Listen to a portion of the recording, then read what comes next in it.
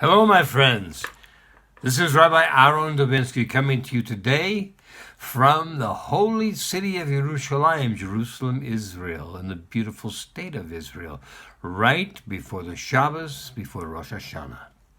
Now, the last couple of times we were together, we talked about things like being disconnected from Hashem, which we certainly don't want to be, particularly this time of year. As we've talked about before, this was the month of Elul, where the king is in the field. That means he's approachable. That means you can come to him. It means you can tell him all the things that you're thankful for. It means also you can do teshuvah for all the things where you might have messed up. And let's face it, we've all messed up. So we all have teshuvah to do. And we also talked about loving your brother, loving the other children of Hashem.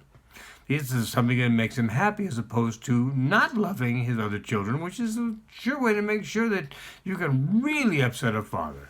Upset him. How do you upset him? You upset him by talking trash about his children. So here we are. We have we're in this position, and we're going into Rosh Hashanah. And it's Avim. It's one of my favorites because it gives us something to talk about. This is what I call the lecture, the Torah portion for the not slow learner, but for somebody who needs to have everything spelled out for them. For example, I love this part. It says, I have placed life and death before you, blessing and curse. Wow, that's a choice. Life and death, life and death. Blessing and curse. Blessing and curse. What does the blessing mean? What does the curse mean? Dude, it's really a tough choice. Sounds like a life choice. How do I make this choice? Well, he gives you some extra information. He says, blessing and curse, life and death. Blessing, life, curse, death. Okay. Makes it a lot easier to understand. But still, some of us, we're hard to convince, but what if this and what if that, and what if I didn't do this, and what if I do that instead, blah, blah, blah, blah, and the list goes on. And then it finishes off and it says, you shall choose life so that you will live. If you had any doubts to this point, this should clarify it for you. When the creator of the universe tells you, choose life, I always think it's a good idea to go with his suggestion. Let's choose life. Let's go with that suggestion. It's a good one. I'd rather choose life than the alternative. It's being above ground sucking on air instead of the alternative, which is sucking on dirt. You don't want to be doing that. Listen to what you've been told. But that's not all. He covers things in this portion so detailed. He first of all says, I'm talking to everybody today. Everybody. The person who brings water to the camp, the person who carves wood in the camp, the highest of the high, the lowest of the low, the oldest of the old, the youngest of the young. I'm talking to everybody. So you have not been excluded. Oh, wait a minute. I know you're thinking, but I wasn't there. It couldn't be he's talking to me. He covered that one too. He said also, I'm talking to everyone, those who are here today and those who are not yet here today. How could you be there and not be there? Because your soul is there. Your soul is eternal. It comes from under the Kisei HaKavod. It is eternal. It lasts forever. It begins and it lasts forever. That's how Hashem put us here. So we need to make sure that we do the best we can with that, so because it is indeed a part of him. It's a spark of him. So this is what we've been given to keep as a keepsake. This is what we've been given to take charge of, to watch over. The small spark inside of us. I know we got this big body and everything. Some of us bigger than others. That doesn't matter. To say that my body has a soul is like saying my coat has a body. Doesn't make sense. It's ridiculous. My coat has a body. Well, don't be ridiculous. My body has a coat. How can I know this? Because eventually that coat's going to be raggedy or get lost or whatever, and it's going to go away, and I'll have to get another coat. So my body has a coat. My coat doesn't have a body. On the other side, same thing with your soul. Your soul lasts forever. The body, not so much so. So your soul has a body to allow it to do what it needs to do in order to clear up the mistakes you've made in life and to accomplish what Hashem has asked you to accomplish. We all have tikkunim. We all have things we have to clean up. That's part of the reason we are here, is to take care of these things. What better time to be very much aware of this than right before Rosh Hashanah when we're going to get judged? You know, I'll give you a hint. Sunday night is the beginning of Rosh Hashanah. Before Sunday night, and as close to before Sunday night as possible, I strongly suggest to all of us that we sit down, do a hitbodedut. Particularly we ask for forgiveness for what we've done wrong, because this is a time when a Kadosh Baruch Hu is getting ready to judge us all. We catch him right on the cusp. So this is where we want to do it. And when we go to shul that night, that part is behind us. Do we still have to ask? Yes, we still have to ask. Do we know we're going to be forgiven? Yes, we have to go with the expectation we are going to be forgiven. Then why do we have to do all this stuff?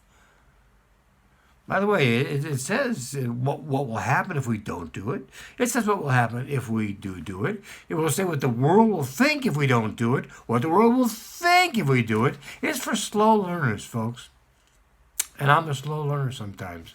So I have to read this over and over again to remind myself why it is we have to do all this. Well, let me ask you a question and make it very simple for you. Do you think that the world is perfect? Now, I'm not asking, if a certain tree is perfect, if you are perfect, if we are perfect in the eyes of our Creator, did He make us the way He wanted us to be made? The answer is, of course, everything the Creator creates is perfect. But could He have left some gaps? Could He have left some openings? Could He have done some things in the world that were not yet perfect? Could He, in fact, have created an imperfect world? Well, it doesn't take much to look around us today and see that there's a lot of things that need to be fixed. So if things need to be fixed, the answer is no, it is not a perfect world. There are things that are very perfect within the world. There are things that are created by Hashem which are perfect. It is perfectly as He wants it, but it is far from perfect. Why? Is it possible He couldn't create a perfect world? Well, that'd be ridiculous. Of course He could. He created the universe. He could have created a perfect world. He could have made it perfect right from the start. But He didn't. Why did He not make it perfect? Because He wanted you and I and all of our brothers and sisters, all of mankind, to finish the work. He wanted us to participate in the creation. And that was a template set forth in the very beginning, and it goes with it, Lador Vador, from generation to generation to generation, which is why even in the Tzavim, he tells us that this is something that is not just for you people standing here today, and all of you are very nice, the Erev Rav who are standing here, even you, yes, even you, this is for you, but it's for everyone, even those not here today, even those who have not been born yet. It's for everyone. Why? So we know that we're part of this. We are part of what Hashem has created. We are part of what He wants to do. We are part of the creation. Without that, there's an expression which is used in Kabbalah, which basically translates to bread of shame. It's getting something for nothing. Getting something that we don't deserve. Now, I'll be the first to admit that there are those out there these days in politics who have been advocating this strongly. And it doesn't work. Why doesn't it work? Again, the template has been set by HaKadosh Baruch Hu. He doesn't want it to be that way. We should earn everything we do. Even when Adam was in the Garden of Eden, he was not supposed to till the soil. He was not supposed to do work. You know what he was supposed to do? Two things.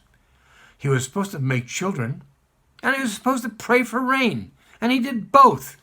And that's what he was supposed to do.